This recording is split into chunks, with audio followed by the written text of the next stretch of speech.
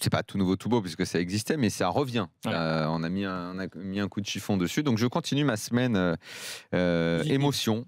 Ma semaine émotion, mes séquences émotions, parce que ça n'est pas terminé. On a demain soir la finale de l'Europa League. En plus, pour Manchester, dans un contexte triste et particulier. On aura la finale de la Coupe de France samedi. Et nous, entre les deux, on a notre petit barrage Ligue 1, Ligue 2. Ce soir, on a l'apéritif avec PFC Orléans. Et donc, c'est le grand retour de ce barrage. Alors, historiquement, on a toujours eu des gros matchs. Il y en a qui ont marqué l'histoire. Hein, le PSG Valenciennes de 74.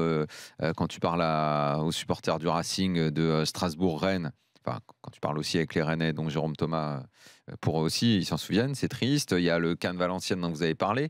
On disait tout à l'heure avec Louise qui avait démarré la saison entraîneur-joueur et qui termine sur le banc.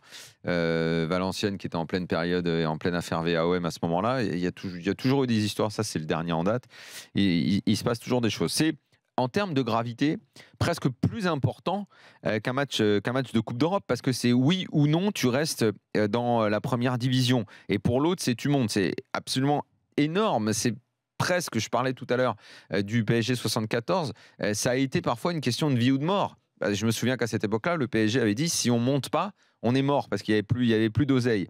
C'est pire qu'une élimination en Coupe d'Europe, en Coupe de France, ou tout ce que tu veux comme match couperé. Pour Lorient, s'ils descendent, on ne sait pas si quand ils vont remonter, la remontée est évidemment pas automatique, et on ne sait pas, ça prend 1 an, 2 ans, ça peut tout chambouler dans la vie d'un club. C'est du sportif, mais c'est de l'économie aussi. Je crois que tu as fait une allusion à ça tout à l'heure, Flo. C'est les budgets des deux clubs qui sont impactés, c'est des salariés dans les clubs, ça c'est le côté humain indirect qui peut être aussi dur si tu l'envisages.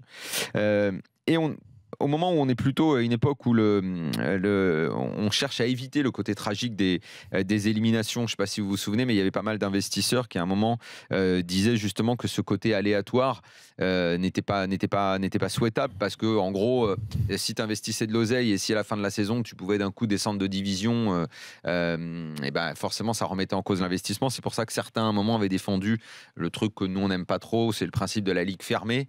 Ça a été une question posée en Ligue 1, et on a même dit à une époque que le niveau de jeu pourri qu'on avait en Ligue 1, c'était dû à ça, parce qu'il y avait trop d'équipes qui flippaient de descendre en Ligue 2 et qui préféraient donc pratiquer un jeu fermé, parce qu'en gros ils jouaient avec la peur. Je me souviens de débats avec Gilbert autour de ça.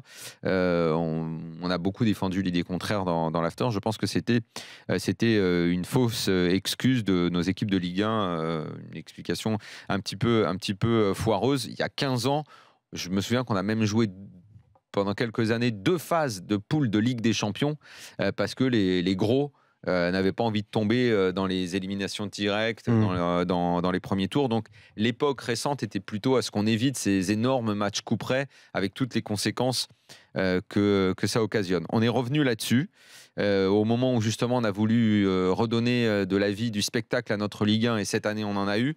On a également au final le fameux barrage qui est revenu, alors que c'était pas vraiment dans l'air du temps, ça l'est revenu.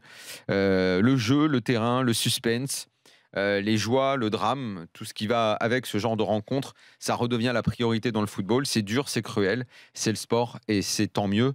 Je pense qu'on va assister à 2 matchs. Je ne sais pas si ce sera du très haut niveau, mais en termes d'intensité et d'émotion, ce sera très chouette à suivre.